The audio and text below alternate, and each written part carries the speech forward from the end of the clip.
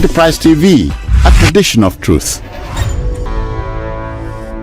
Hello and welcome to Highlife channels on Enterprise TV. I am Akin Fatumke. And I am Citizen Jones Hussein. And today, we celebrate the life and legacy of a true musical giant, Ambrose Campbell, a pioneer and icon of highlife music who helped shape the sound of West Africa and beyond. Akin, from his early days in Lagos, we can tell you that his rise to fame in Britain and beyond culminated in his immeasurable contributions to highlife music, and his impact still resonates today. Oh, so join us as we take a journey through the incredible life of music of Ambrose Campbell. Okay, Ambrose Campbell, let's tell you, was born in 1919 and passed in 2006. His name originally was Oladipupo Adekoya Campbell. He was a Nigerian musician and drummer who was a key figure in the development of Afrobeat and highlife music. I tell you, equable. Hey, Ambrose Babarosi, as one of his moniker at that time. He was the grandfather. I tell you, he was one of the first musicians to blend traditional Yoruba music with elements of jazz, swing, and calypso, creating a unique sound that became popular in Nigeria and beyond. Okay, we had told you Campbell was born in Lagos, Nigeria, began playing at a very young age. He was influenced by traditional Yoruba drumming and later by American jazz and swing music. I tell you that in the 40s and 50s, he played with various bands in Lagos, including the Nigerian Army Band and the Lagos City Orchestra. And then in the 1960s, Campbell formed his own band, the Ambrose Campbell Orchestra, which became one of the most popular bands in the country at the time. I tell you that he also began to experiment with Afrobeat, a fusion of traditional Yoruba music, jazz, and Fuji music. His music was characterized by its infectious rhythms, horn sections, and socially conscious lyrics. All right. Campbell's music had a significant impact on the development of Nigerian popular music. He influenced many other musicians, including the great fella Anikulapo Kuti, who is often credited with creating Afrobeat music. Indeed. And Campbell continued to perform and record music until his death in 2006, leaving behind a legacy as one of the pioneers of Nigeria's popular music.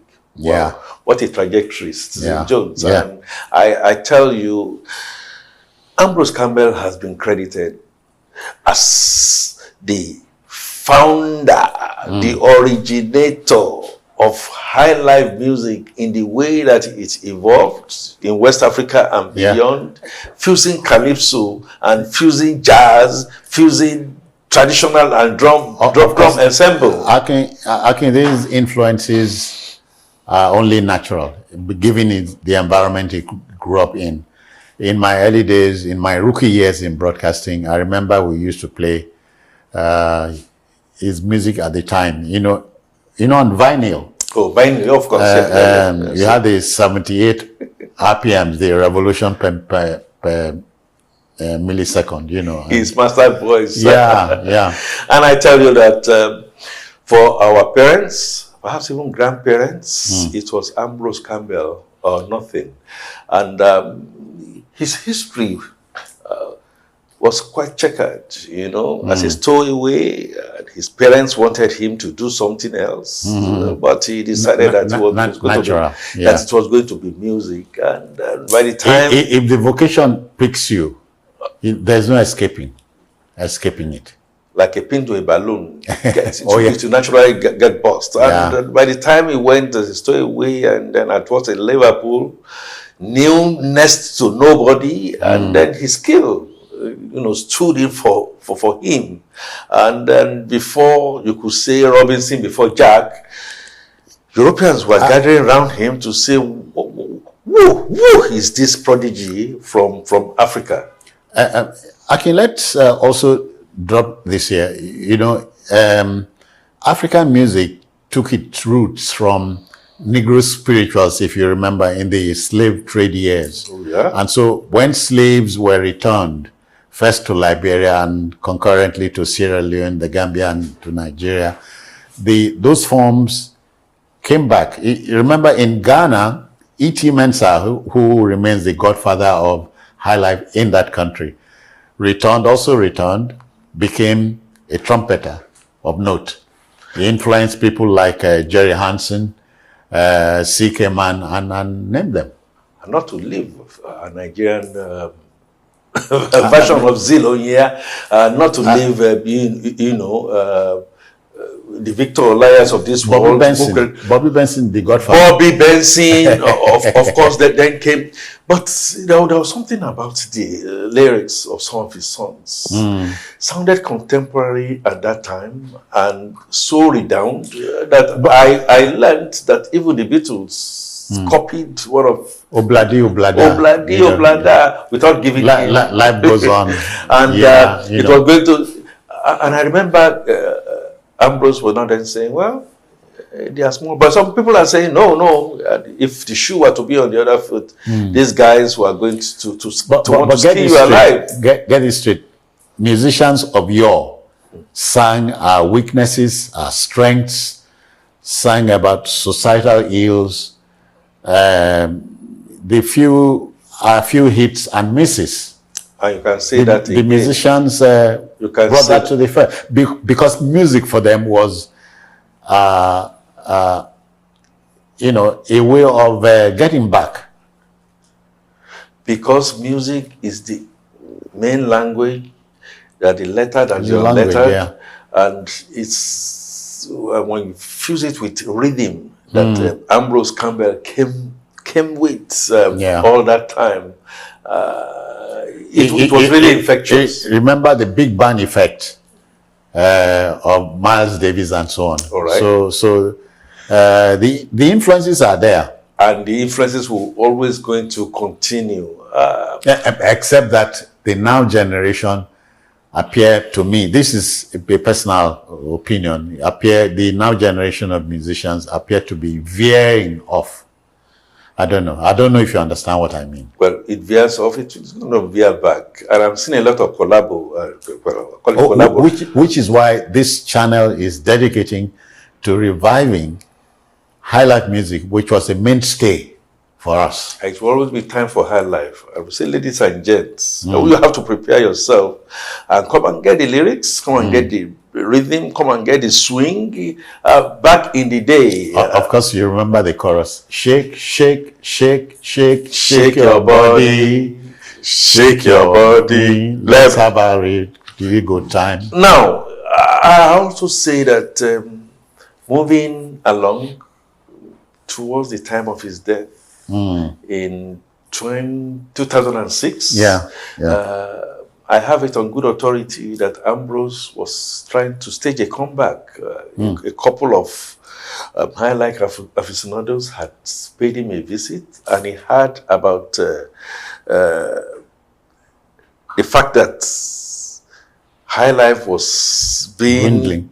Okay, making a return. Was being, revisited, and people went to him and he did an interview and said, hey, wait a minute, are you not going to come back to Nigeria? I think he made a comeback once and then said, look, the way Nigeria was going, and then somebody quickly pointed to him, you can bring it back through your music. And so he was already making arrangements with Tunjo Elano, and he met us in London at his club, that he was going to come back and begin a session of playing, and then we can relive some of those lyrics that we say today continues to be evergreen. Lyrics made a meaning to listeners of yore.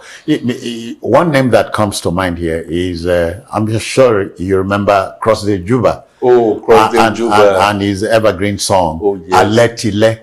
Anomo Cornell, Anomo Bere, Yamati Bumio, Alematile. and so on and so on. Ojoro, Ojoro. And in that dialect, you know, Victor Olaya too had that with his Kasa. And what Dele Ojo in the dialect that was slightly. Dele Ojo was Ijesha, right? Ijesha, you know, the Ijesha dialect and all that. I think as a pioneer, even Ebenezer Obey and King Sonny Ade, who were the earlier that came on, that followed by they popularized Juju music, and I can say that and Juju music can owe its origin to Julius Araba and and the wife, if you remember, the two, and of course Dele Abiodun and Yakola, you know, and all, they all picked little bits and pieces from the lyrics of Ambrose Campbell. Of course, you remember the only lady Juju musician of note. Oh, okay. Decency was my schoolmate at the Lady Luck Primary School, Bariga. You can imagine. Oh, that gives something to you know, and Obey will put it. Got married to our teacher, who was our teacher had a name. The moniker, the pen name was Molaike, you know. I remember. And he was a guitarist. And you can imagine, and then paved way for of the females that came. And one thing that I find very unique, whether the first generation after Ambrose Campbell, second generation down to the ladies, all without exception gave kudos to the originator in Ambrose Campbell. And so about June 22nd of 2014, which marked some odd 18 years after his death, we recall that fateful day when the first daughter, Dawn, put a call through to a couple of people that Ambrose Campbell, at the age of 86, has peacefully passed in his sleep. And the way it was, you know, that was in Plymouth. And so taken to Islington Crematorium that same day, where actually bade bye to the whole world. Okay. And we must therefore continue to say Ambrose Campbell, who was the precursor of the Zilonians of this world, the Victor Alliance of this world, the Ediokotas of Nigeria, and of course the Harbors who also came on. The Harbors Dance Band. Oh yes, you know, the MPA band, and of course CK Man. And Ghana, and some of the high. You cannot forget Civil Lawson. Oh, you cannot forget Civil Lawson. No way you can ever forget Civil Lawson. And you know, it has its roots. Civil Lawson has its roots in Togo, Nigeria. And we must therefore Highlife channels pay a homage to Ambrose Oladipo Campbell, the father of Highlife all over the world, who made not just his mark in what we call Highlife, the calypso, the fusion that fella came and got the offshoot of Afrobeat, and which we are now having as Afrobeats with the Gen Zs and the Gen X, Y, Zs of this world. He remains a cultural and musical ambassador of Nigeria of note that can never, ever be forgotten. What you say? Well, my plea is for the Nigerian authorities to spare a second look at the arts in this country, the performing arts more so, you know, with particular reference to highlight music, because it cannot be lost on us. The Ghanaians still treasure their highlight music. Why can't we? This is not to trigger a debate about Nigeria and Ghana, who owns highlight. No, highlight music. Or Guinea or Creole or Sierra Leone. And I tell you, just hit a chord. Citizen Jones. I hear, at my last count, that we now have a Ministry of Creative and Performing Arts. And not only that, we are asking that the private sector brings a bearing into it. And that if you now then add that one to your colorfully blended local apparel, Nigeria goes ahead and shows color. So the culture, the monument, we can take our place in the sun, regardless of checkered history. And we must take our place in the sun with the likes of some of the first, among the first, not just of Saharan Africa, that are culturally making waves. The likes of Prince Yinka, James C. Shillon, Yinka Lakija and his Prime Quest Band, that says, it's time for high life. Ladies and gents, prepare yourself. Let's have a real good time. Everybody shake, shake, shake, shake, shake your body. Yeah, shake your baby. Let's have a real good time. So it has to be high life. It's blow, blow, blow, why you, baby, blow me mondo. Take my money, and then she run away. When she run away. That's Rex Lawson. I know, it's a baby pancake. He goes, pancake. And on. They are there that I know we, in an attempt to recalibrate, in an attempt to give kudos to who kudos should be given to, our producers have what I call a green acre of how to grow that aspect of our GDP and our economy for the whole world to see. Yeah. After all, if Jamaica can make reggae a national monument, why can't we make high life not just high on our lives, but become a subcontinental, what do you call it now? Okay, a subcontinental genre of type of music. Yeah, something that will be native to us. That is not only just native, and with our drums and and our shekere and just name it. Oh well, since Jones, we must live, and in living, a statement continues to ring true and fair. Ambrose Campbell, has not only come to stay, has not only become evergreen.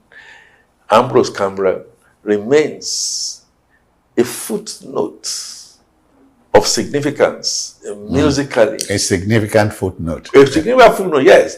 And, in our cultural journey over time and going into the next century. Okay. The renaissance of the black man musically cannot be waved aside. No, cannot. The Americans will tell you about that. I tell you. The Americans cannot forget Louis Armstrong. And, the other greats, Miles Davis. And when Louis Armstrong came to the continent, came to Nigeria and saw Zilonia, I said, you must be the Louis Armstrong. And then you know what Zil did? With his bulging tooth. Well, I said that is the main man and all that. And so until we come your way again for another scintillating expose on high life, origin, musicians and practitioners, I remain yours, Akin Fatunke, your host. And of course, Citizen Jones Hussein remains my name. Thank you for your time. Always a pleasure, Citizen Jones. Thank you. Cheers. Bye.